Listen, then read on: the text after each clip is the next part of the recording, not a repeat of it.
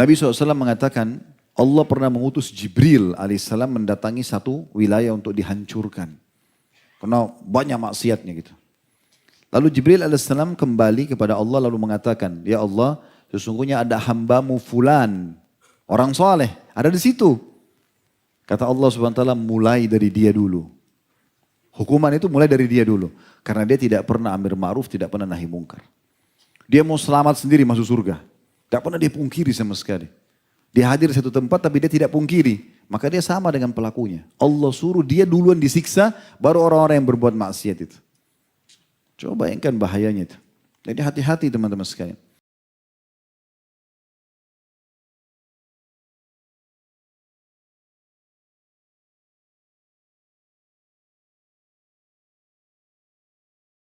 Assalamualaikum warahmatullahi wabarakatuh.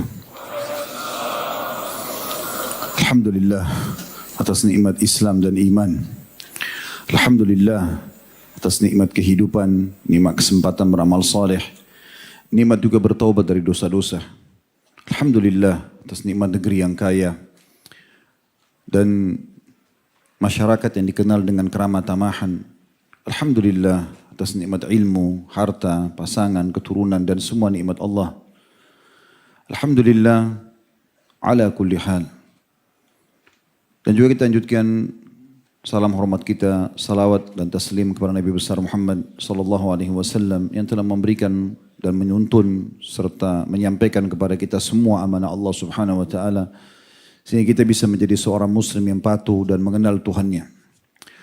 Teman-teman sekalian, seperti biasa di hari Rabu malam insyaallah kita akan lanjutkan bahasan dosa-dosa besar. Semoga Allah selamatkan kita dari semuanya. Dan di malam ini ada sebuah bab yang saya melihat penulis Masya Allah sangat jeli sekali. Ini sambungan dari bahasan kita yang lalu ya. Syekh Muhammad bin Abdul Wahhab rahimahullah dalam buku Al-Kabair beliau. Setelah menjelaskan pada pekan yang lalu bab khusus membahas tentang orang yang berharap dan bertekad untuk mengerjakan dosa dan dia terhenti bukan karena udzur syar'i. Artinya pada saat ada kesempatan tetap dia akan lakukan, maka termasuk dosa besar. Tergantung, kalau dia niat zina berarti misalnya dosa besar maka dapat dosa besar. Kalau dosa kecil maka dia juga akan dapat dosa kecil. Dan sudah panjang lebar kita jelaskan pada pertemuan yang lalu, hampir 1,5 jam kurang lebih. Dan di malam ini ada sebuah bab yang pekah sekali berhubungan dengan tema kita pekan lalu, yaitu kalau yang lalu bab bertekad melakukan dosa, kalau malam ini adalah bab ridho terhadap dosa. Ini poin penting sekali untuk dibahas memang. Dan beliau mengkhususkan bab ini masuk dalam kategori dosa besar. Ridho terhadap kemaksiatan. Dari bab ini teman-teman sekalian kita akan fokus membahas dua hal, yaitu tentang keridhaan seseorang yang bersifat pribadi terhadap sebuah dosa. Baik itu dia ridho dengan cara dia menikmati dan terus mengulang-ulangi dosa itu sehingga keridhoannya kelihatan. Dia sangat menikmati dosa-dosa itu.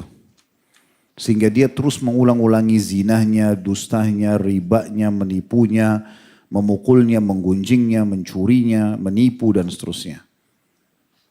Orang tidak mungkin mengulang-ulang satu perbuatan kecuali karena dia ridho. Satu sisi. Sisi yang lain, dia juga masuk dalam ridho adalah seseorang yang membiarkan perbuatan dosa itu dan sama sekali tidak memungkirinya. Maka ini berarti ridho. Sementara kemungkaran itu nampak depan mata dia.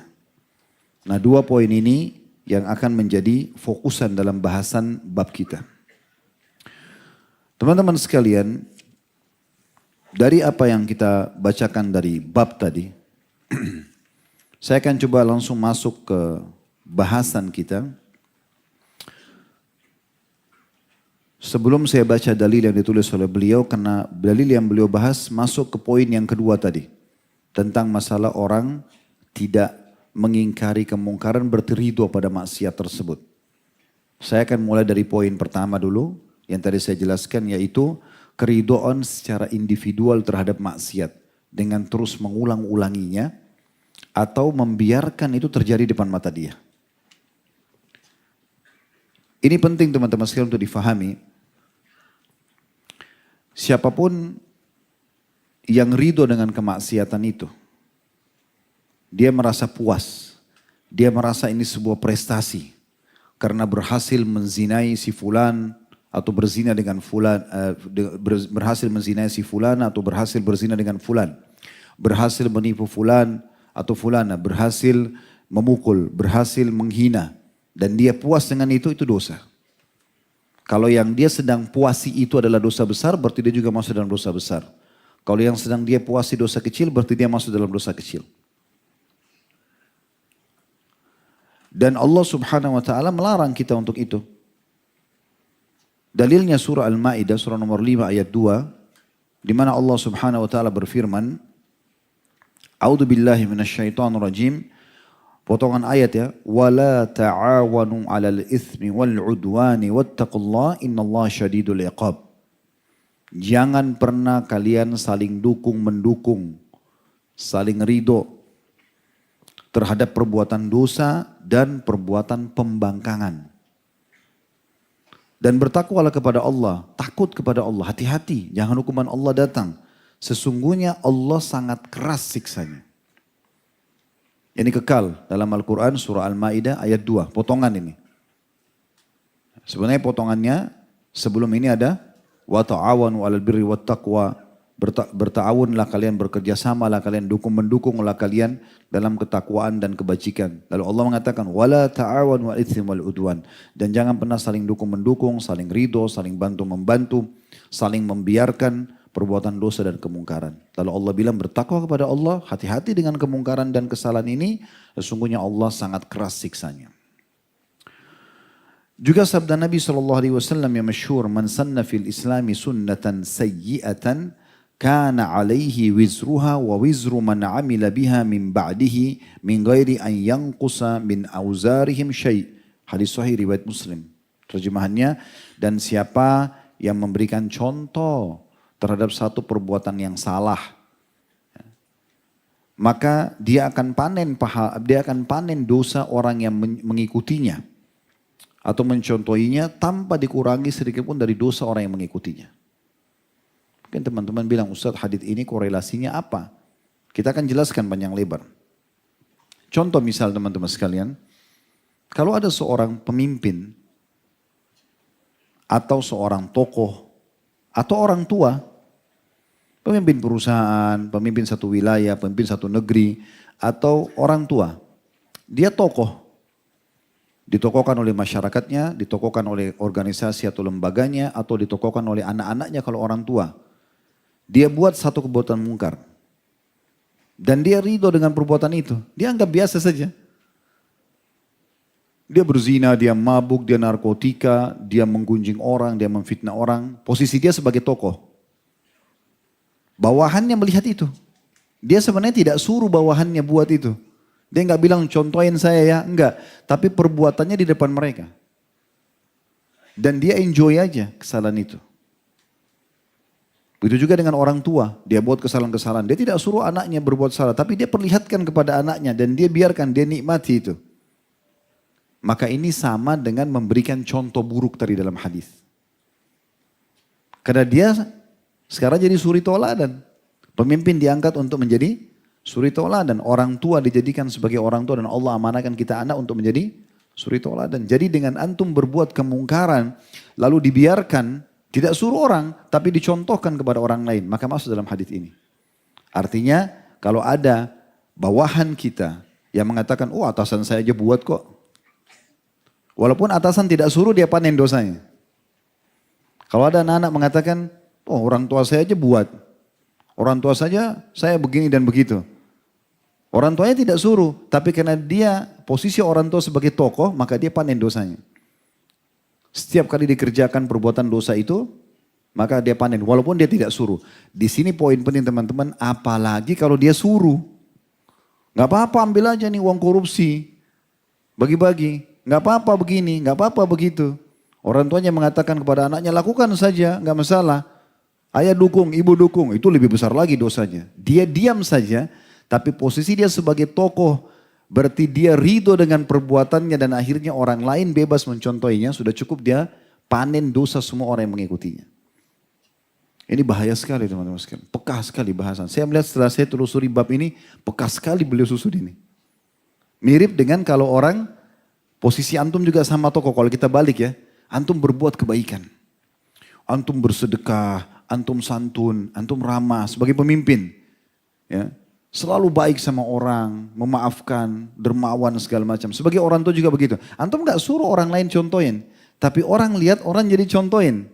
Dapat pahala gak? Dapat pahala walaupun kita tidak menyuruhnya. Karena kita sudah menjadi suri tauladan.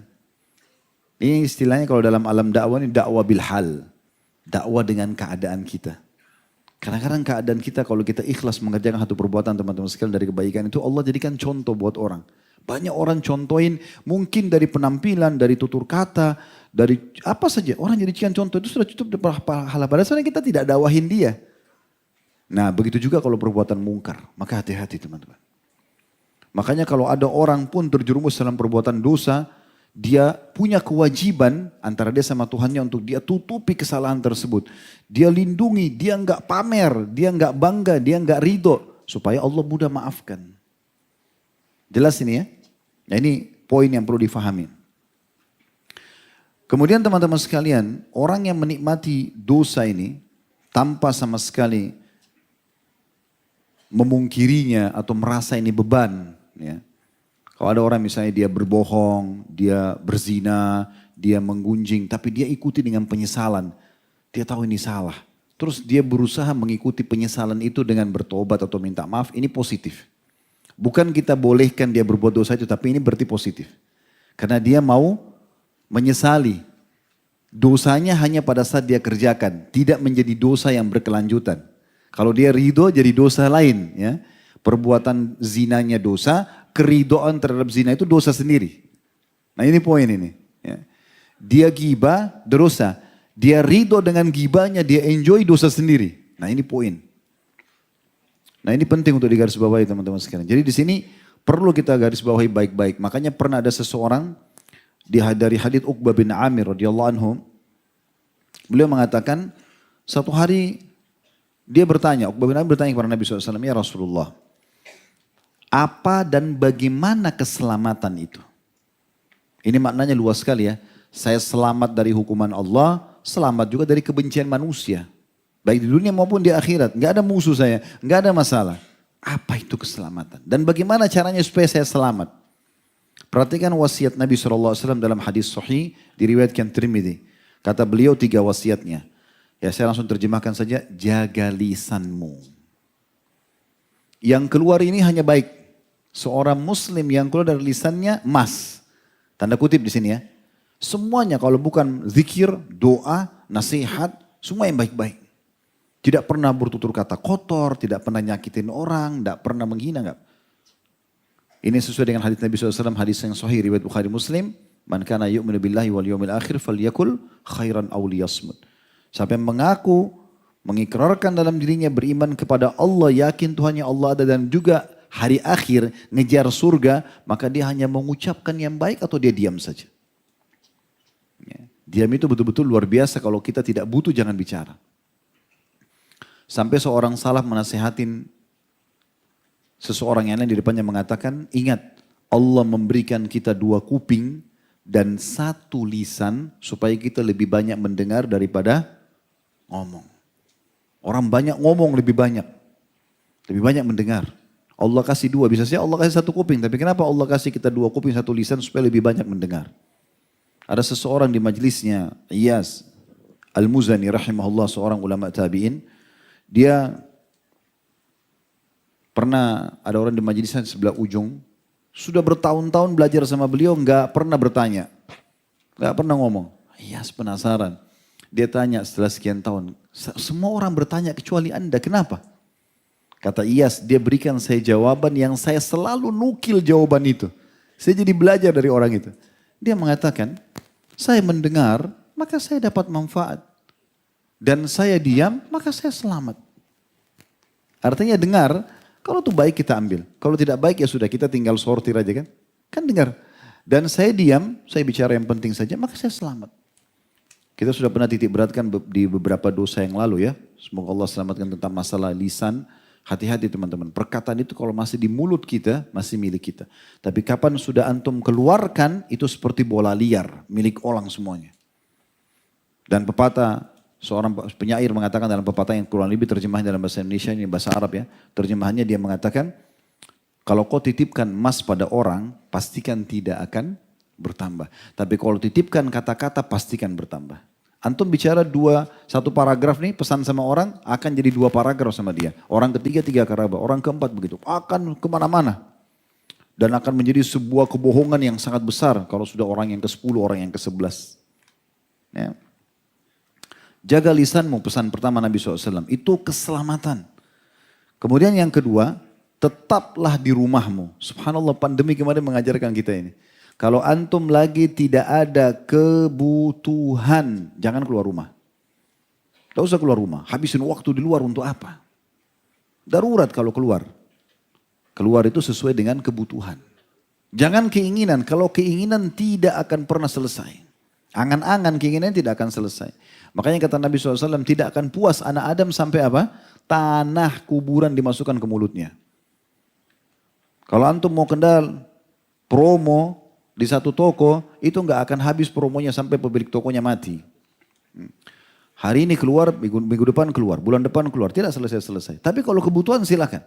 Tapi kalau keinginan untuk apa? Nggak selesai-selesai. Orang yang tidak mengikuti keinginan kebutuhan laparnya, dia cuma ingin keinginan hawa nafsunya, maka tidak akan berhenti makan. Ya, gitu. Sudah kenyang pun tetap dipaksakan. Bajunya sudah mau rubuh, ya. Lemari di rumahnya masih beli baru. Karena keinginan semua, tidak selesai-selesai. Kalau kebutuhan silakan. Dan usahakan teman-teman, punya satu prinsip dalam hidup. Kalau keluar, tujuan antum apa, selesaikan tujuan itu. Buat tulisan, note kecil.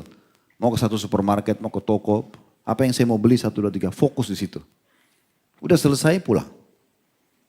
Begitu saja, kecuali darurat. Keluar silaturahim saja. Gak usah kemana-mana, kecuali darurat. Memang ada udzur-udzur syari'inya. Ada orang kadang-kadang sering keluar rumah tidak ada tujuan. Tidak tahu mau kemana. Sehingga buang-buang waktu.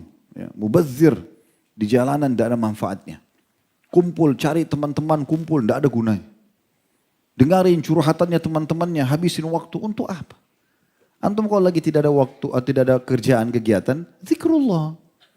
Kata Nabi SAW, maukah saya tunjukkan amalan lebih baik daripada infak emas dan perak. Lebih baik daripada bebasin budak. Lebih baik daripada berperang. Terbunuh oleh musuh untuk membunuh musuh. Kata para sahabat tentu ya Rasulullah. Lisanmu selalu berzikir kepada Allah.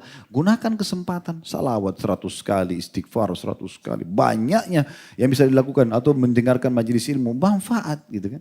Sampai seorang salaf dulu kalau dia masuk ke WC maka dia suruh anaknya baca kitab di depan pintu WC.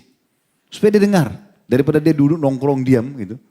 Dia dengar apa yang dibaca oleh anaknya. Dia gak ucap apa tapi dia dengar. Oh ada manfaat. Di WC pun mereka cari manfaat. Coba bayangkan. Ada orang subhanallah kadang-kadang lagi silaturahim keluarga. Lagi ada kesempatan untuk majelis ilmu. Tapi dia sia-siakan. Tetap di rumahmu. Itu wasiat yang kedua. Wasiat yang ketiga ini jadi saksi bahasan kita. Tangisi dosa-dosamu. Ini kata Nabi SAW begitu. Jadi bukan ridho, bukan malah bangga. Oh itu saya sudah pernah tidur sama dia. Oh itu saya pernah begini. Oh itu dulu. Oh saya sudah coba semuanya. Apa yang mau dibanggakan? Terus dapat apa? Hah? Supaya orang kenal kalau kita dulu itu seorang penjahat, pelaku maksiat. Akhi dan ukhti, maksiat kita sebesar apapun di masa lalu tutupin akhi dan ukhti. Jangan justru diceritakan dan banggakan kepada orang. Saya pernah bertemu orang begitu dengan bangganya, oh dulu tuh masa lalu saya semuanya. Terus apa? Saya langsung alihkan wajah saya untuk apa didengarin gitu. Supaya dia tidak cerita, untuk apa dicerita? Untuk apa berbangga dengan zinanya, dengan 100 perempuan, dengan 30 laki-laki, untuk apa? Manfaatnya apa? Harusnya tutup kan? Kalau kita disuruh tutupi aib saudara kita muslim, apalagi aib kita sendiri. Tutupi antara kita sama Allah Subhanahu Wa Taala. Ya. Kata Nabi SAW, Termasuk orang, makna hadisnya termasuk orang yang disegerakan siksaannya atau orang yang buruk di sisi Allah. Ya, salah satu dari potong hadis itu saya lupa awalnya, tapi yang jelas maknanya seperti itu. Kata Nabi SAW termasuk orang yang ya, mudah untuk datang siksaan Allah gitu kan, atau dapat murka Allah itu orang yang terang-terangan dalam berbuat dosa. Lalu kata Nabi SAW, dan termasuk terang-terangan dalam berbuat dosa adalah menceritakan apa yang sudah dia lakukan. Jangan ceritakan, tutupi. Pernah saya jelaskan bahkan dalam masalah rumah tangga pun, tidak usah antum sebagai suami tanya atau sebagai istri nanya, dulu masa lalunya gimana, cerita dong. Terus kalau dia bilang, iya saya pernah pacaran sama 100 orang, gimana? Antum gak bisa tidur malam itu. Hah? Untuk apa? Ini orang sekarang depan mata saya, ini istri saya, ini suami saya, udah selesai ini loh sekarang, nikmatin saja. Tugas antum jadi suami, antum dan jadi istri, itu hanya sampai ajal datang. Selebihnya gak ada urusan kita. Kan begitu. Jelas gak ini? Alhamdulillah, Allah jadi saksi. Ibnu Qayyim rahimahullah berkata, dalam buku beliau yang masyhur Ad-Da' wad-Dawa di halaman 70 ya, kurang lebih terjemahannya, jika dosa semakin bertambah, maka akan menutupi hati pemiliknya. Jadi kalau dosa itu dia buat nih, kemudian dia ridho, dia ulangi lagi, dia nikmati dosa itu. Akhirnya dia tidak sadar sebenarnya. Ingat hadis pekan lalu kita sempat bahas yang kata Nabi SAW, kalau orang berbuat dosa akan ada titik dalam hati, titik hitam. Dan kalau dia ulangi lagi akan sama, terus sampai menutupi semua hatinya dan hatinya bisa lebih keras daripada batu nanti. Susah, peringatan sekuat apapun datang ke hadapan dia tidak ada gunanya. Mau gempa bumi, mau bencana, mau tabrakan temannya depan matanya, kepalanya pecah pun dia tidak sadar. Tapi orang subhanallah yang hatinya bersih, penuh dengan keimanan, selalu bertobat kembali kepada Allah. Sedikit saja peringatan Allah sudah langsung mereka kembali kepada Allah subhanahu wa ta'ala. Nabi Daud alaihissalam cuma Allah uji dia dengan dilempar bangkai depan matanya. Langsung beliau ruku, sujud kepada Allah SWT. Langsung sujud sampai Allah turunkan wahyunya kalau itu hanya ujian saja. Karena takutnya dosa. Ya. Kemudian Ali radhiyallahu anhu juga mengatakan dalam kitab Al-Jawabul Kafi di halaman 87. Ini dinukil juga oleh Ibnu Qayyim rahimahullah perkataan beliau, Ali radhiyallahu anhu. Ma nuzzila bala'un illa bidham. Ketahuilah tidak ada bala, gak ada cobaan, gak ada gangguan yang turun kepada seseorang kecuali karena dosa. Jadi sadari ini teman-teman, setiap perbuatan dosa bisa mendatangkan bala, lalu untuk apa? Gitu kan? Sudah kita jelaskan perbuatan yang lalu, dosa itu untuk dipelajari dan dijauhi. Amal soleh untuk dipelajari dan dikerjakan. Dan tidak ada yang bisa mengubah kita menjadi orang yang lebih patuh, meninggalkan dosa, itu kecuali diri kita sendiri. Kami di majelis ilmu begini cuma bisa teriak-teriak, ngomong gini, pakai mikrofon, antum dengar, antum sendiri yang tentukan. Harus kita ubah diri kita menjadi orang yang lebih baik. Dan tidak usah peduli dengan perkataan orang, sering saya katakan itu. Kata beliau, manuzzila bala'un illa bidham. Tidak ada bala yang turun, Allah datangkan kepada seseorang kecuali karena dosa. Wala rufi'a bala'un illa bitaubah. Dan ketahuilah tidak ada yang bisa mengangkat bala, ujian apapun. Jadi teman-teman yang hadir sini punya merasa ada ujian dalam dirinya, antum mau angkat itu, ini wasiat Ali. Dan tidak akan diangkat bala itu kecuali dengan taubat. Itu saja kuncinya. Penyakit, gangguan orang, terlilit utang, ribut rumah tangga, belum punya keturunan, apa saja. Bala ujiannya, taubat kuncinya. Taubat yang nasuha kepada Allah, aman. Itu saja kuncinya. Sisi yang lain, obat dokter, ya, nasihat orang lain, itu semua hanya pelengkap saja. Intinya itu. Ibnu Qayyim juga mengatakan di antara akibat dari berbuat dosa adalah mendatangkan musibah atau bencana. Di antara akibat dari berbuat dosa adalah mendatangkan musibah. Tadi kan disebutkan juga bala ya. Oleh karena itu hilangnya sebuah nikmat dari seorang hamba adalah karena dosa. Ini peka ya. Jadi kalau ada musibah yang datang, antum lagi nikmatin, misal contoh suami istri nikmatin biologisnya, halal. Tapi dia buat dosa nih, salah satunya atau kedua-duanya buat dosa, sama-sama buat dosa. Maka Allah hilangkan kenikmatan itu. Atau misalnya yang lainnya, hal yang lain apa saja. Allah bisa angkat kenikmatan itu. Jadi kata beliau, di antara akibat berbuat dosa adalah mendatangkan bencana. Dan juga hilangnya sebuah nikmat dari seorang hamba adalah akibat dosa. Diambil dari kitab Al-Jawab Al-Kafi di halaman 87. Ibnu Rajab rahimahullah berkata, dalam kitab Lataiful Ma'arif halaman 75, tidaklah disandarkan suatu kejelekan atau kerusakan melainkan pada dosa. Karena semua musibah penyebabnya dosa. Tidak ada yang bisa antum nisbatkan keburukan semuanya kecuali dosa. Semua masalah dosa masalahnya. Udah selesai, itu aja. Semua masalah, kecil atau besar, dosa. Itu intinya. Kata beliau, tidaklah disandarkan semua kejelekan atau kerusakan melainkan pada dosa. Karena semua cobaan, semua musibah penyebabnya adalah dosa. Selesai. Sederhananya begitu. Ya.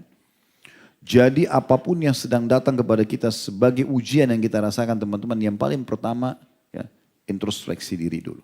Istighfar kepada Allah. Tidak usah cari kenapa orang ini ghibah saya, kenapa orang ini fitnah saya, kenapa orang ini ambil barang saya, kenapa orang ini tidak bayar utang, kenapa orang ini sakit di saya.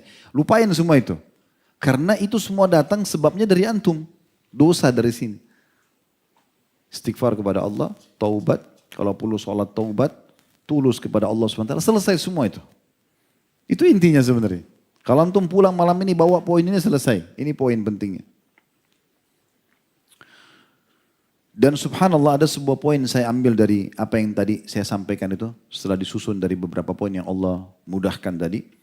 Kenikmatan sebuah nikmat itu justru memuncak. Ini perkataan saya teman-teman ya. Saya melihat kenikmatan sebuah nikmat memuncak dan maksimal di saat dosa-dosa dan pelanggaran dijauhi. Contoh misal, saya kembali ke hubungan biologis suami istri. Ini yang bujang-bujang mohon maaf sudah, apa boleh buat. Ya. Jadi kalau orang hubungan suami istri misalnya di sini yang sudah berumah tangga, rasakan kenikmatan. Kenikmatan itu akan memuncak dan bertambah di saat antum jauhi dosa. Coba antum muhasabah, introspeksi diri, apa nih masalahnya? Ada dosa nggak yang saya lihat? Dari tontonan, dari hal yang didengar, dari jaman tangan, dari pekerjaan. Coba antum muhasabah. Kalau antum bisa perbaikin itu, kenikmatannya akan memuncak. Akan lebih naik lagi, lebih nikmat lagi. Allah datangkan di situ. Antum heran, loh kok bisa ya pasangan saya lebih puaskan saya? Kok bisa? Itu Allah datangkan. Kenikmatan makanan, kenikmatan minuman, kenikmatan kedudukan, kenikmatan semuanya itu akan memuncak di saat antum jauhi dosa. Luar biasa puncaknya itu. Bahkan banyak mara bahaya, berapa banyak mara bahaya yang diselamatkan darinya seseorang justru karena dia menjauhkan diri dari dosa-dosa itu. Baik, ada hal yang saya ingin tambahkan teman-teman sekalian dalam hal ini. Ada hadis Al-Ursh atau Al-Urs ya, bin Amir Al-Kindi radhiyallahu anhum. Beliau menyampaikan dari Nabi SAW, hadis ini diriwayatkan oleh Abu Daud dan juga disahihkan oleh Syalbani dalam Sahih Abu Daud ya. Beliau mengatakan kata Nabi SAW, "Idza umilatil khati'atu fil ard."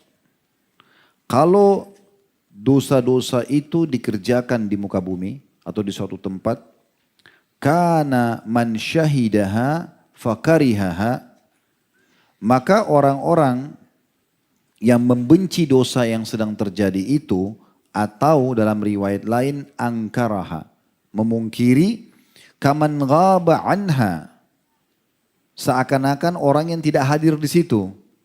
Wa man ghaba anha faradiha kana kaman syahidaha. Namun sebaliknya kalau ada orang tidak hadir di tempat maksiat itu, tapi dia ridho dengan maksiat itu, dianggap itu sebuah prestasi, oke saja, nggak masalah. Oh temannya buka ini tempat maksiat, oke dia oke saja. Maka dia juga seperti orang yang hadir dan melakukan dosa itu. Ini sabda Nabi SAW. Saya ulangi ya. Kata Nabi SAW, jika diketahui ada suatu dosa, perbuatan dosa di satu wilayah di muka bumi ini, orang yang hadir di tempat tersebut namun dia memungkirinya. Dia nggak suka. Antum lewat satu tempat maksiat, semoga Allah hilangkan kemaksiatan. Antum mungkiri, misalnya dalam hati saja.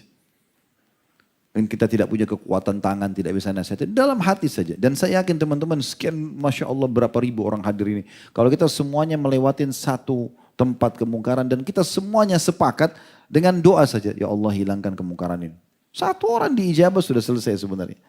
Dan itu sudah cukup kita lepas dari hisab Allah SWT hari kiamat. Kata Nabi SAW, saya ulangi, jika diketahui ada suatu perbuatan dosa di satu tempat, orang yang hadir di tempat tersebut namun ia membenci perbuatan dosa tadi, dalam riwayat lain ia memungkiri perbuatan dosa itu, maka ia seakan-akan tidak hadir di situ. Dia selamat dari situ. Kalau Allah datangkan hukuman, ya, Allah tanya hari kiamat, dia selamat karena dia pungkiri. Antum lihat pelang iklan kemungkaran, antum lihat orang lagi ciuman di pinggir jalan, oh, ya Allah hilangkan kemungkaran. Antum aman sudah, selamat. Namun, kata Nabi SAW, orang yang tidak hadir di tempat tersebut hanya saja meridhoi perbuatan dosa itu. Antum lagi nonton TV, ada satu kemungkaran terjadi, orang mabuk-mabuk pesta di satu negara. Oh enak bener, coba saya di sana saya juga ikut-ikutan. Tahun baru, mabuk-mabukan, peluk-pelukan, buat maksiat. Atau ada tontonan tentang orang di diskotik, apalah. Lalu dia ridho dengan itu, dia tidak hadir. Kata Nabi SAW. Ya. Dan bila ada orang yang tidak hadir di tempat dosa itu, namun meridhoi perbuatan dosa tersebut, maka ia sama seperti orang yang hadir di tempat itu. Nah ini bahasan kita tentang masalah ridho dengan dosa itu. Bahaya sekali. Jadi memang kita betul-betul, kita pun tidak lakukan, tidak boleh kita ridho orang lain lakukan. Kita tidak suka dengan itu, supaya kita selamat. Ada sebuah riwayat Bukhari, Nabi SAW mengatakan, Allah pernah mengutus Jibril alaihissalam mendatangi satu wilayah untuk dihancurkan. Karena banyak maksiatnya gitu. Lalu Jibril alaihissalam kembali kepada Allah lalu mengatakan, ya Allah sesungguhnya ada hambamu fulan, orang soleh, ada di situ. Kata Allah SWT, mulai dari dia dulu. Hukuman itu mulai dari dia dulu. Karena dia tidak pernah amir ma'ruf, tidak pernah nahi mungkar. Dia mau selamat sendiri masuk surga. Tidak pernah dia pungkiri sama sekali. Dia hadir di satu tempat tapi dia tidak pungkiri. Maka dia sama dengan pelakunya. Allah suruh dia duluan disiksa, baru orang-orang yang berbuat maksiat itu. Coba bayangkan bahayanya itu. Jadi hati-hati teman-teman sekalian.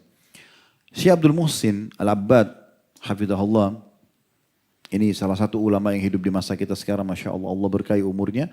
Dan anaknya beliau sudah profesor gitu kan. Profesor Dr. Abdul Razak, yang masyhur sering datang ke Indonesia juga. Ini ayahnya masih mengajar di Masjid Nabawi. Beliau mengatakan makna hadits tadi yang baru kita bacakan, annahu ka'annahu lam yaraha li'annahu ra'a syai'an wa ankarah. Kenapa Nabi SAW mengatakan orang yang hadir tapi dia pungkiri, tapi seakan-akan dia tidak hadir di situ karena dia memungkirinya. Maknanya orang yang membenci maksiat yang ia lihat dianggap seakan-akan bukan orang yang melihatnya. Ya. Fahuwa mithal ladzi lam yara. Dia seperti orang yang tidak lihat kemungkaran itu. Karena begitu dia tahu, dia langsung pungkiri. Li'annahu salima bihadal inkar. Dan dia selamat karena memungkiri kemungkaran tersebut. Kemudian beliau juga mengatakan, idza sami'a bi amrin qad hasala wa huwa ghaibun anhu, jika seorang mendengarkan suatu perkara maksiat yang telah terjadi, walakinnahu a'jabahu kana kaman syahidah, tapi dia kagum dengan maksiat itu, maka sama dengan orang yang melihatnya, menyaksikannya. Li'annahu radiya bil amr munkar, karena dia ridho dengan perbuatan mungkar itu. Wa radiya bil amr muharram, dan dia ridho dengan perbuatan yang telah Allah haramkan. Fahuwa bihadzal ridha wa bihadzal farah was surur, maka dia dengan keridhoannya itu dan kegembiraannya itu, lihusulihi ragma gaibati kalladhi hadara au syahid. Dengan kegembiraannya itu, dengan keridhoannya itu, ya, yang dia rasakan, yang dia pertahankan, maka walaupun dia tidak hadir di situ, sama saja kalau dia sedang hadir. Maka ini poin penting sekali untuk digarisbawahi. Baik teman-teman sekalian, ada satu judul khutbah Jumat pernah kami sampaikan. Judulnya itu Pesan dari Langit. Antum kalau mau dengar bisa nanti di playlist YouTube ada Pesan dari Langit. Khutbah Jumat cukup panjang lebar. Kami sampaikan dulu di Masjid Raya atau Masjid Agungnya Padang ya, beberapa waktu yang lalu. Saya coba angkat kembali beberapa poin di situ karena temanya mirip. Memang judulnya pesan dari langit gitu ya. Dalil pertama yang saya angkat pada saat itu teman-teman sekalian dengan izin Allah, surah Al-A'raf surah nomor 7 ayat 96. Ini berkaitan dengan bahasan kita. Nanti kita tadabburi maknanya. Allah berfirman Al-A'raf surah nomor 7 ayat 96. Walau anna ahlal qura amanu wattaqau lafatahna alaihim barakatim minas samai wal ardi walakin kadzabu fa akhadnahum bima kanu yaksibun.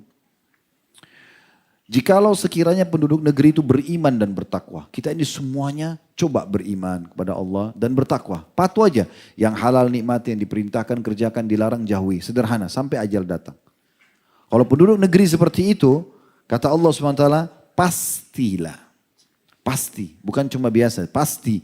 Kami akan limpahkan kepada mereka keberkahan dari langit dan juga bumi. Kecukupan. Tapi sayangnya mereka mendustakan atau meragukan ayat-ayat kami. Maka kami siksa mereka disebabkan perbuatan mereka. Jadi pilihannya antum beriman dan bertakwa dapat keberkahan atau bermaksiat dapat hukuman. Sudah selesai. Mana antum mau pilih? Ya. Allah Subhanahu wa taala juga memastikan teman-teman sekalian di dalam surah Hud, surah nomor 11 ayat 117, ini sudah sering kami ulangi ayat ini, tapi kami ingatkan lagi malam ini. Hud, surah nomor 11 ayat 117. Wa ma kana rabbuka liyuhlikal qura bidzulmin wa ahluha muslihun. Dan ketahuilah hai Muhammad, Tuhanmu sekali-kali tidak akan membinasakan negeri-negeri secara zalim. Enggak mungkin Allah datangkan gempa, banjir, tsunami, segala macam. Enggak mungkin secara zalim, tanpa sebab. Enggak mungkin. Ya. Sementara penduduknya berbuat kebaikan. Ini Allah yang bilang, bukan saya cuma sampaikan. Antum bisa lihat surah Hud ayat 117. Allah bilang tidak mungkin Tuhan Muhammad sekali-kali, sekalipun tidak mungkin. Menghancurkan satu negeri, mendatangkan bencana, sementara penduduknya berbuat kebaikan. Tidak mungkin. Artinya kalau antum buat baik, Allah akan berikan kebaikan juga. Dalam surah Al-Qasas, surah nomor 28 ayat 59, Allah juga berfirman. Surah Al-Qasas surah 28 ayat 59. Wa ma kana rabbuka muhlikal qura hatta yab'atsa fi ummiha rasulan yatlu 'alaihim ayatina. Wa ma kunna muhlikil qura illa wa ahluha zalimun. Ya. Dan tidaklah ya, Tuhanmu membinasakan kota atau negeri sebelum dia mengutus di kota atau negeri itu seorang rasul yang membacakan ayat-ayat kami pada mereka. Dan tidak pula kami membinasakan kota-kota atau negeri kecuali penduduknya dalam keadaan melakukan kezaliman atau berbuat dosa. Yang dimaksud sini diutus Rasul adalah diutus utusan Allah SWT. Tapi sekarang sudah selesai, Nabi Muhammad SAW sudah diutus seperti para ulama dan da'i yang menyambung ya, penyampaian beliau. Kemudian juga dalam surah Al-An'am, surah nomor 6 ayat 131. Allah berfirman, "Dzalika allam yakur rabbuka muhlikal qura bidzulmin wa ahluha ghafilun." Demikianlah para rasul diutus, kata Allah SWT. Karena Tuhanmu tidak akan membinasakan satu negeri dengan zalim. Datang wabah, datang musibah, datang segala macam. Secara zalim gak mungkin. Ya. Sedang penduduknya dalam keadaan lengah. Apalagi belum tahu gitu. Kemudian juga Allah Subhanahu wa taala mengingatkan kepada kita agar kita hati-hati. Coba renungi ayat-ayat ini teman-teman ya. Ini ayat-ayat ini berurut satu sama yang lain. Allah Subhanahu wa taala berfirman begini, "Afa amina ahlul qura ay ya'tihum ba'suna bayatan wa hum naimun." Apakah penduduk-penduduk negeri yang terus berbuat dosa itu merasa aman dari kedatangan siksaan kami kepada mereka di malam hari pada saat mereka tidur? Orang-orang yang buat dosa ini, mereka aman gak pada saat lagi tidur tiba-tiba mati, tiba-tiba runtuh bangunan? Itu Allah mengatakan, apakah penduduk negeri itu yang berbuat dosa merasa aman dari kedatangan siksaan kami di malam hari pada saat mereka tidur? Ayat 98-nya, awa amina ahlul qura ayyatihum ba'suna duhan wa hum yal'abun. Apakah penduduk negeri itu merasa aman dari kedatangan siksaan kami kepada mereka di waktu duha, waktu mereka beraktivitas? Dan di waktu duha atau pagi hari sedang mereka bermain-main. Ayat 99-nya, afa aminu makrallah fala ya'manu makrallah illal qaumul khasirun. Maka apakah mereka merasa aman dari azab Allah yang tidak terduga-duga? Tidak ada yang merasa aman dari azab Allah kecuali kaum yang merugi. Ayat 100-nya, Awalam yahdi lil ladzina yarithuna al-ardha min ba'di ahliha allau nasha'u asabnahum bidhunubihim wa natba'u ala qulubihim fahum la yasma'un. Dan apakah belum jelas bagi orang-orang yang mempusakai satu negeri sesudah lenyap penduduknya bahwa kami akan menghendaki, bila kami kehendaki kami akan azab mereka karena dosa-dosa dan kami kunci mata hati mereka sehingga mereka tidak dapat mendengar dan mengambil pelajaran. Berulang kali Allah datangkan peringatan-peringatan teman-teman kepada kita. Semua itu untuk menakut-nakuti memang. Kayak kita takut ketahuan kalau mau buat dosa secara individu. Atau datangnya musibah-musibah yang besar. Itu semua untuk memang Allah takut-takutin kita. Itu Allah sebutkan dalam Al-Quran. Antum bisa lihat dalam surah Isra. Surah nomor 17 ayat 59. Surah nomor 17 ayat 59 Allah berfirman. وَمَا نُرْسِلُ بِالْآيَاتِ إِلَّا تَخْوِيفًا. Dan kami tidak memberikan tanda-tanda kebesaran kami itu kecuali untuk menakut-nakuti. Petir, guntur, bencana, segala macam itu. Kemudian juga dalam surah At-Taubah, surah nomor 9 ayat 126. Allah juga berfirman. Ayat 126 surah At-Taubah. Afala yarawna annahum yuftanuna fi kulli amin marratan aw marratini thumma la yatubuna wa lahum yadhakkarun. Tidakkah mereka memperhatikan bahwa mereka diuji sekali atau dua kali setiap tahun dan mereka juga tidak bertaubat dan tidak mengambil pelajaran? Jadi Allah ingatkan, gitu kan. Kemudian dalam surah As-Sajdah, surah nomor 32 ayat 21 juga Allah berfirman. As-Sajdah 32 ayat 21. وَلَنُذِيقَنَّهُمْ مِنَ الْعَذَابِ الْأَدْنَى دُونَ الْعَذَابِ الْأَكْبَرِ لَعَلَّهُمْ يَرْجِعُونَ. Dan kami pasti akan memberikan kepada mereka sebagian azab kami di dunia. Sebelum datang azab yang besar, agar mereka kembali ke jalan yang benar. Kemudian surah Yunus, surah nomor 10 ayat 13. Allah juga berfirman, وَلَقَدْ أَهْلَكْنَا الْقُرُونَ مِنْ قَبْلِكُمْ لَمَّا ظَلَمُوا وَجَاءَتْهُمْ رُسُلٌ بِالْبَيِّنَاتِ وَمَا كَانُوا لِيُؤْمِنُوا كَذَلِكَ نَجْزِي الْقَوْمَ الْمُجْرِمِينَ. Surah Yunus, surah nomor 10 ayat 13. Dan sungguhnya kami tidak membinasakan umat-umat sebelum kamu, hai umat Muhammad. Ketika mereka berbuat kezaliman pada rasul-rasul mereka telah datang kepada mereka dengan membawa keterangan yang nyata tapi sekali-kali mereka tidak mau beriman. Demikianlah kami memberikan balasan kepada orang-orang yang berbuat dosa. Ibnu Qayyim rahimahullah mengatakan dalam kitab Ad-Da'wah Dawa'nya di halaman 46. Ini perkataan beliau, saya nukil ya, antum bisa cek bukunya. Kurang lebih terjemahannya. Pernah ada dua orang menemui Ummul Mukminin Aisyah radhiyallahu anha. Dan berkata dua orang itu, wahai Ummul Mukminin, ini setelah Nabi SAW meninggal ya. Mereka datang kepada Aisyah radhiyallahu anha mengatakan, wahai Ummul Mukminin, beritahukan kepada kami ya, apa saja yang anda ketahui tentang gempa. Khusus gempa. Ada nggak yang anda dengar dari Nabi langsung tentang gempa? Apa kata Aisyah radhiyallahu anha dalam kitab ini ya? Bila mereka telah menghalalkan zina, mereka mengkonsumsi minuman keras, mereka memainkan alat-alat musik, maka Allah cemburu di langit sana. Kemudian berfirman kepada bumi, goncangkan dirimu. Kemudian jika mereka taubat dan meninggalkan pelanggaran mereka, maka akan kembali aman. Jika tidak, maka Allah akan menghancurkan bumi mereka. Ya. Maka Allah akan menghancurkan bumi mereka, ya, tempat bersama mereka. Maka Allah akan menghancurkan bumi dan membinasakan mereka bersama bumi tersebut. Ini perkataan Aisyah radhiyallahu anha. Setelah tadi perkataan Aisyah radhiyallahu anha tentang masalah sebab gempa menurut gambaran beliau. Kemudian teman-teman sekalian kalau pernah dengar tentang kaum Nabi Yunus ya. Pernah dengar? Wilayahnya Nainawa di wilayah Irak. Itu satu-satunya negeri yang Allah sudah datangkan tanda-tanda bencananya, hukumannya. Sudah mulai gelap langit, turun hujan, sudah mulai bumi bergetar dan mengeluarkan air. Di saat itu mereka bisa selamat. Satu-satunya kaum yang Allah sudah datangkan hukuman, tapi mereka bisa selamat cuma kaumnya Nabi Yunus. Ada sebabnya. Semua kaum Nabi Lut, kaum Nabi Shu'aib, kaum Nabi Saleh, semua Allah binasakan, hancur. Kaum Nabi Lut ya. Tapi kaum Nabi Yunus selamat. Perhatikan Allah sebutkan di dalam Al-Quran ya. Dalam surah Yunus ayat 98. Surah nomor 10 ayat 98. Bunyinya falaula kanat qaryatun amanat fanafa'aha imanuha illa qauma Yunus lamma amanu kashafna anhum adzabal khizyi fil hayatid dunya wa matta'nahum ila hin. Dan mengapa tidak ada penduduk suatu negeri yang beriman lalu imannya bermanfaat untuknya selain kaum Yunus. Tak kala mereka beriman, maka kami angkat atau jauhkan dari mereka azab yang menghinakan di kehidupan dunia dan kami berikan kesenangan kepada mereka sampai waktu tertentu.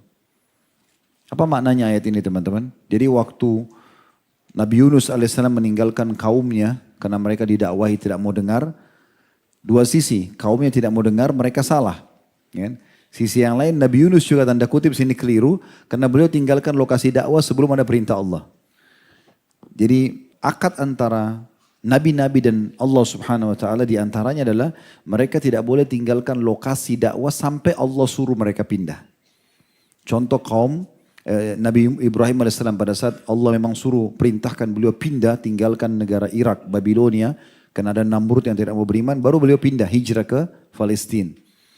Nabi Musa alaihissalam pada saat mereka Fir'aun tidak mau beriman, Allah pindahkan mereka ke Palestina. Nah itu karena ada perintah. Tapi Nabi Yunus tidak. Beliau mohon-mohon kepada Allah, ya Allah kaum ini tidak mau dengar, mereka tetap sembah berhala, berikan saya lokasi lain. Allah belum kasih jawaban. Tapi inisiatif dari beliau, beliau tinggalkan lokasi dakwanya. Akhirnya beliau dihukum sama Allah kan, kisah yang masyhur. Beliau coba naik kapal, akhirnya Allah buat kapal itu dihantam dengan ombak. Sebab Allah datangkan, akhirnya kapten kapalnya mengatakan sepertinya tidak bisa ini. Beban kapal harus dikurangi karena ombak terlalu kuat. Mereka keluarkan barang-barang mereka tidak cukup. Akhirnya mereka bilang harus ada orang yang dibuang. Setiap diundi nama pasti namanya Nabi Yunus yang keluar. Nah pada saat beliau sudah 2-3 kali diundi. Karena waktu saat yang pertama keluar, yang kedua keluar. Orang-orang mengatakan kami tahu ini Nabi. Mungkin bukan dia. Biarkan kami. Kalau nama seorang dari kami yang keluar kami mau dilempar gitu. Tapi tetap saya nama Nabi Yunus yang keluar. Setelah yang ketiga kali Nabi Yunus mengatakan mungkin ini memang peringatan dari Allah karena saya tinggalkan Nainawa. Maka beliau loncat ke laut, begitu loncat ditelan oleh ikan. Ini masyhur kata Allah SWT Al-Quran, kalau dia bukan termasuk orang yang banyak berzikir, kami akan biarkan dia di perut ikan tersebut sampai hari kebangkitan kan gitu. Tapi ringkas cerita kita tidak bicara Nabi Yunusnya. Nabi Yunus SAW akhirnya bertobat kepada Allah mengucapkan di perut ikan tersebut la ilaha illa anta subhanaka inni kuntu minadh dhalimin, berulang sampai Allah muntahkan dia dari mulut ikan tersebut, lalu kemudian Allah kembalikan dia ke Nainawa. Tapi negeri Nainawa ini jadi saksi bahasan kita. Jadi waktu Nabi Yunus tinggalkan, Nabi Yunus dihukum sama Allah, kaum ini pun dihukum. Karena mereka tidak mau beriman kepada Nabi Yunus AS, Allah datangkan badai, Allah datangkan mendung, hujan deras. Mereka coba berlari. Seperti umumnya orang kalau mau datang siksaan melarikan diri dari gempa, dari bencana segala macam. Kepala mereka, kalau kita bahasakan kepala suku atau raja mereka di situ, tiba-tiba berakal nih. Dia mengatakan begini, percuma jangan kalian pergi. Dia teriak-teriak kepada kaum yang sedang melarikan diri, jangan kalian. Sepertinya ini yang diancamkan oleh Yunus kepada kita. Coba sekarang, kita semuanya nyatakan diri kita beriman kepada Tuhannya Yunus. Maka mereka rame-rame sujud, mereka rame-rame minta kepada Allah menyatakan beriman. Tiba-tiba pada saat itu, langit berhenti turunkan hujan, cerah kembali, mereka kembali senang, mereka kembali selamat. Ini yang Allah ceritakan dalam surah Yunus tadi. Tidak ada negeri-negeri yang bermanfaat imannya di saat azab datang kecuali Yunus, kaumnya Nabi Yunus. Karena pada saat azab sudah mau datang pun, bahkan sudah datang sebagiannya, tapi karena mereka mau taubat, selamat. Berarti apa di sini teman-teman? Kalau kaum satu negeri bisa Allah selamatkan dari siksa begitu, apalagi kalau kita secara individu saja. Berarti lebih bisa, gitu kan?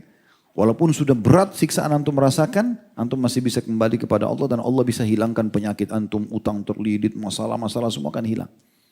Kuncinya tadi taubat gitu.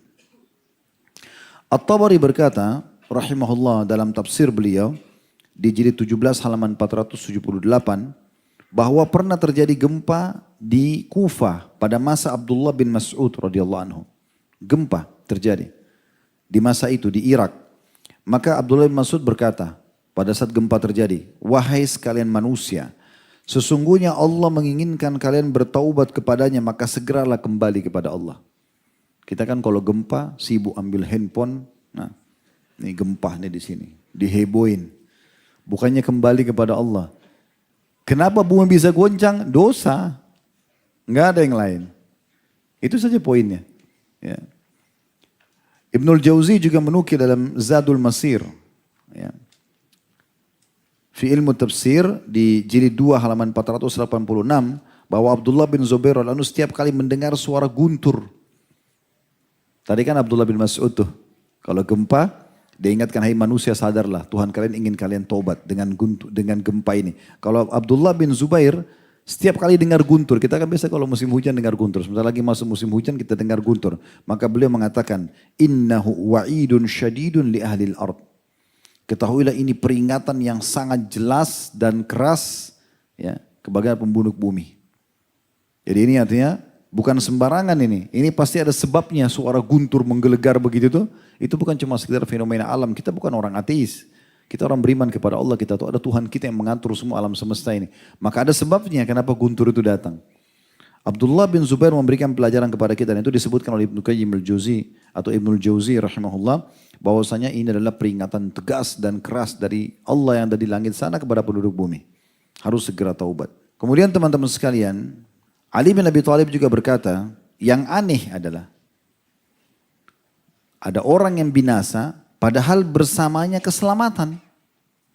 Yang aneh ada orang yang tidak sembuh penyakitnya, tidak lunas utangnya, tidak diberikan keturunan, tidak dapat pasangan, tidak berhasil usahanya, tidak berhasil kuliahnya, sementara keselamatan ada sama dia. Yang aneh adalah orang binasa padahal keselamatan bersamanya. Orang bisa terkena gempa, banjir, penyakit kronis, kemiskinan dan kesusahan hidup padahal keselamatan bersama mereka. Maka orang-orang di sekitarnya bertanya, apa yang Anda maksudkan? Kata Ali radhiyallahu anhu, istighfar. Itu keselamatannya. Jadi semua permasalahan kalian kembali ke satu, dosa. Istighfar kata kuncinya. Taubat kata kuncinya. Ini disebutkan dalam buku Al-Mujalasah wa Mujawahir al-Ilm di Ad-Daruni. Kata ada rahimahullah juga berkata, sungguh Al-Quran menunjukkan kepada kalian penyakit dan sumber permasalahan. Berikut obatnya. Al-Quran menyampaikan kalian semua sumber penyakit kalian, semua sumber masalah kalian, dan berikut juga obatnya. Penyakit kalian semuanya berputar di sini. Adalah dosa dan obatnya istighfar. Nah ini poin yang kita ini sampaikan. Ini pesannya. Ini disebutkan oleh tafsir Ibnu Katsir dalam tafsir beliau di jilid 7 halaman 2319. Ya. Kalau yang mau berminat lebih banyak mendengarkan tentang apa yang tadi dalil-dalil itu dan cukup lebih panjang lebar penjelasannya ada di kajian khutbah Jumat sebagaimana saya bahasakan. Baik, ini baru poin pertama ya. Kita coba masuk ke poin kedua. Mungkin lebih ringkas poin keduanya. Tadi saya bilang judul kita mengandung dua makna. Ya. Makna yang pertama adalah orang yang tidak mengingkari kemungkaran, orang yang ridho dengan perbuatan dosa. Ya. Dia puas, dia menikmati dosa-dosa, bukan dia menyesal. Nah ini semua tadi panjang lebar penjelasannya. Yang kedua teman-teman adalah apa yang diinginkan oleh penulis di sini. Yaitu dia tidak ingkar mungkar terhadap perbuatan maksiat tersebut. Nah ini berarti perbuatan orang lain. Kalau tadi kan dia secara pribadi. Ya. Dia ridho dengan perbuatannya, dia puas, dia malah berbangga-bangga dengan cerita maksiatnya. Nah ini tadi yang sudah kita panjang lebar jelaskan. Itu poin. Poin yang lain adalah masuk dalam masalah ini dan ini yang beliau titik beratkan adalah orang yang tidak mengingkar mungkar. Baik, beliau mengangkat hadis Nabi SAW diriwayatkan oleh Al-Haythami dalam kitab Al-Majma' jilid 7 halaman 275 dan menisbatkannya kepada At-Tabarani. Ya. Dan beliau mengatakan semua perawi hadisnya thiqah, terpercaya atau sahih. Juga Al-Albani menyebutkan dalam Syu'abil Iman di nomor 7588 dan ini tentu disahihkan. Hadis Nabi SAW dari Abdullah bin Mas'ud, bukan hadis Nabi SAW, perkataan Abdullah bin Mas'ud radhiyallahu anhu. Beliau mengatakan halakta illam ya'rif qalbukal ma'rufa wa yunkiril munkar. Artinya pastikan engkau akan binasa jika hatimu tidak mengetahui mana yang ma'ruf dan tidak mengetahui mana yang ma'ruf dan tidak mengingkari mana yang mungkar. Ini yang beliau jadikan dalil. Ya, pertama tentang masalah dosa besarnya orang yang ridho dengan kemaksiatan. Hadis riwayat perkataan beliau, kalau kau tidak tahu, hatimu tidak tahu mana yang ma'ruf, mana yang baik, dan tidak pernah ingkar mungkar, kau biarkan saja kemungkaran terjadi, maka berarti kau akan binasa. Juga diriwayatkan oleh Imam Muslim dari Abdullah bin Mas'ud radhiyallahu anhu, masih perkataan riwayat dari Abdullah bin Mas'ud, tapi ini sahabat Nabi SAW. Beliau mengatakan, "Ma min nabiyyin ba'athahu Allah fi ummatin qabli." Tidak ada nabi-nabi yang diutus untuk umat sebelumku, kata Nabi SAW. "Illa kana lahu min ummati hawariyuna wa ashabun ya'khuduna bisunnati wa yaktaduna bi amrih." Kecuali pasti nabi-nabi tersebut ada di kalangan pendamping-pendampingnya, umatnya, ya, yang hawari, kayak pengikut setia. Dan para sahabat-sahabatnya mengambil sunnahnya dan meneladani perintahnya. Thumma innaha takhlufu min ba'dim khulufun yakuluna ma la yaf'aluna wa yaf'aluna ma yu'marun. Kemudian setelah mereka wafat, ada di antara sahabat-sahabat Nabi itu sudah wafat, dan muncul generasi setelahnya, datang para pengganti yang mengatakan perkara yang tidak mereka lakukan. Dan melakukan yang tidak diperintahkan. Jadi dua hal ya. Mereka mengatakan perkara yang tidak mereka lakukan. Mereka bilang sholatlah, puasalah, tapi mereka sendiri tidak lakukan. Ya. Dan mereka melakukan yang tidak diperintahkan. Ini poin garis bawah teman-teman.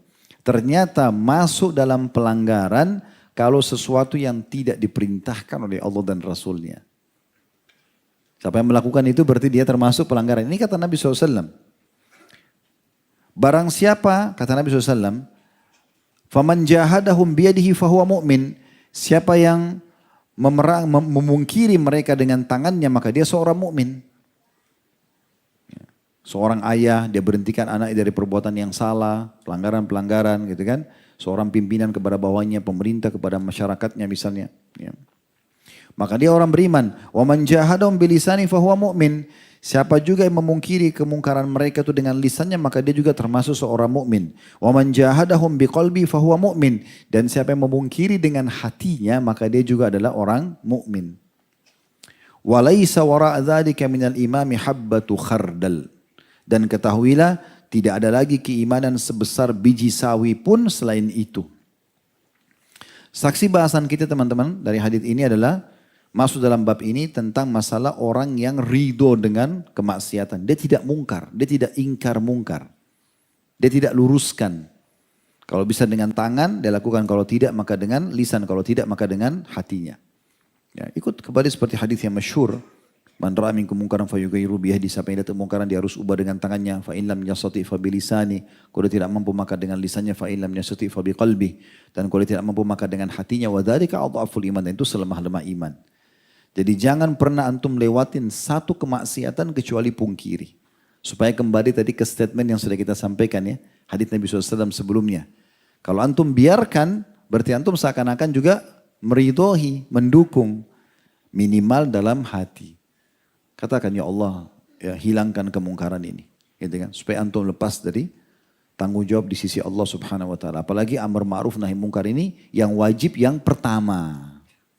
Ada orang tidak sholat, antum bilang sholat akhi, sholat ukhti, udah, antum gugur tanggung jawabnya setelah itu. Yang kedua, yang ketiga sunnah. Orang buat salah, zina, riba, antum nasihat ini nggak boleh, ini haram, sudah gugur tanggung jawab antum.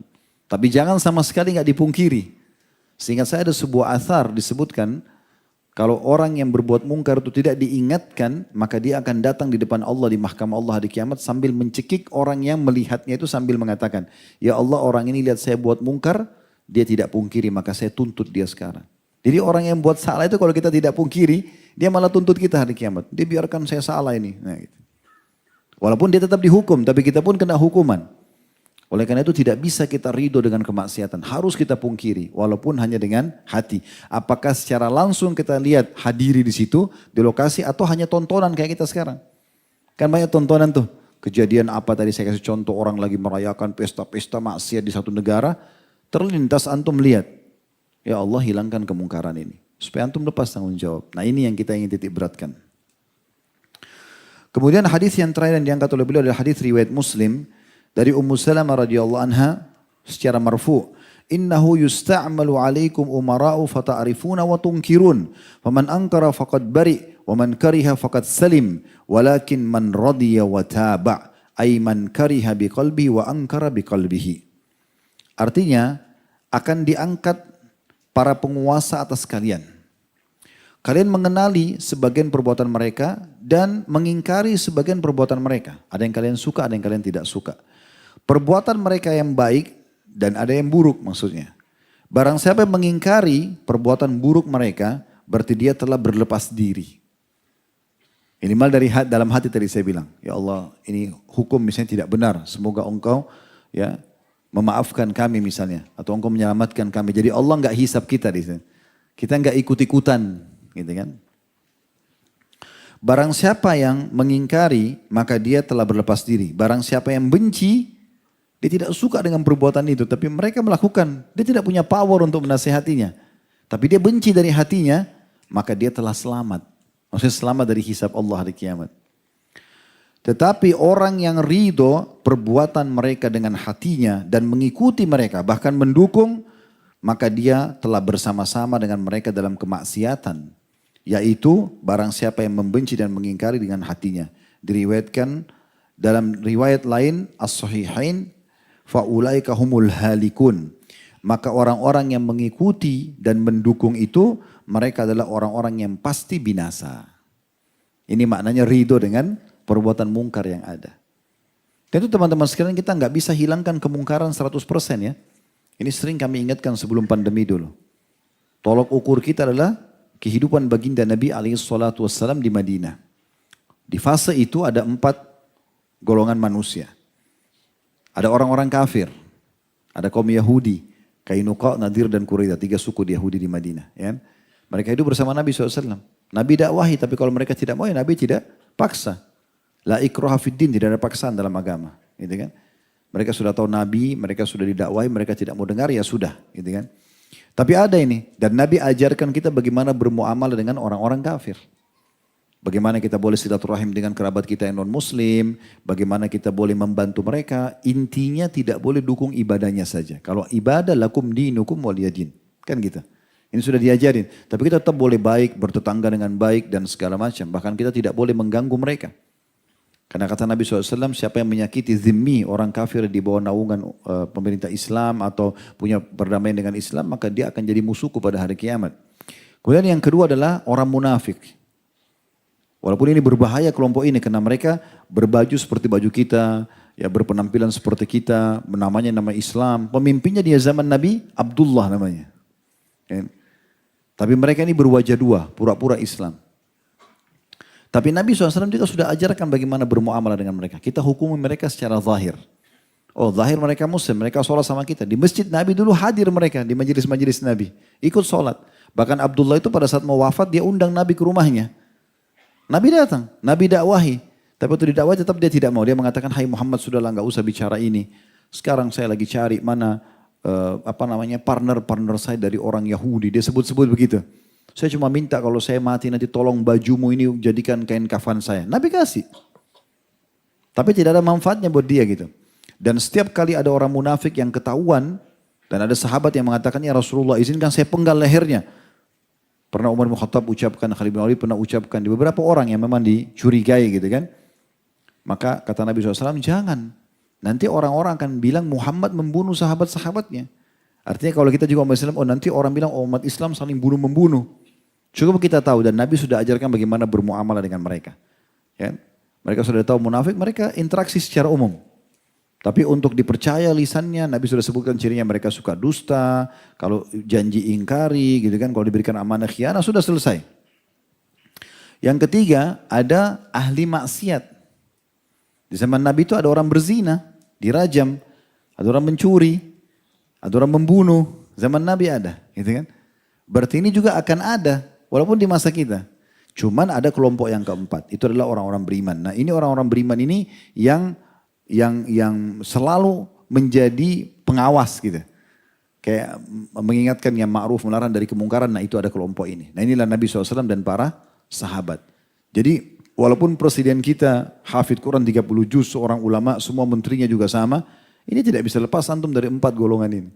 Akan ada interaksi sama orang-orang non-muslim. Kecuali antum hidup di akhir zaman nanti semuanya setelah di masa Nabi Isa. Dalam tanda-tanda hari kiamat orang semua masuk Islam itu lain. Gitu kan. Tapi setelah itu pun akan terjadi lagi fase di mana orang-orang kembali kepada dosanya gitu kan. Begitu disebutkan dalam kisah tanda-tanda hari kiamat. Ini panjang kalau kita ingin ceritakan. Tapi yang jelas seperti itulah. Kemudian juga akan ada orang munafik. Kemudian ada juga orang-orang yang bermaksiat. Tapi kita menjadi kelompok yang keempat, orang-orang yang beriman yang amar ma'ruf nahi mungkar. Minimal tadi sudah kita bahasakan dalam hati supaya kita tidak ridho dengan perbuatan mungkar tersebut. Allahu a'lam. Kalau ada benar dari Allah, kalau ada salah dari saya mohon dimaafkan. Subhanakallahumma bihamdika asyhadu an la ilaha illa anta astaghfiruka wa atubu ilaik. Wassalamualaikum warahmatullahi wabarakatuh.